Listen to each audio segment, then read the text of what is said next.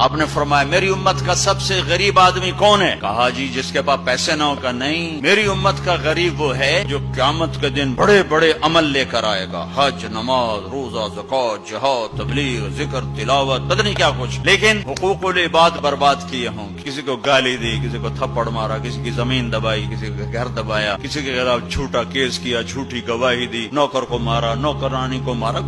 وہ سارے آ جائیں گے، یا اللہ ہمارا حق ہے کہ اتنی نمازیں دے دو، اتنے روزے دے دو، اتنے عمرے دے دو، اتنے حج دے دو، اتنا ذکر دے دو، اتنی تلاوت دے دو. وہ مائنس ہوتے ہوتے ہوتے ہوتے ہوتے وہ زیرو ہو جائے. ابھی حقدار باقی ہوں گے تو پھر اللہ تعالیٰ فرمائے گا ان کے گناہ اس کے سر پہ ڈالو. ساری زندگی زنا نہیں کیا اور لوگوں کے زنا سر پہ پڑ رہے، ساری زندگی شراب نہیں پی، لوگوں کی شراب سر پہ پڑ رہے، ساری زندگی جوا نہیں کھیلا، لوگوں کے جوئے سر پہ پڑ رہے. اور آپ نے فرمایا کہ ساری زندگی کی عبادتیں کھو کر اور لوگوں کے گناہ سر پہ لے کر یہ جہنم میں جا کے گرے گا. یہ میری امت کا غریب ہے.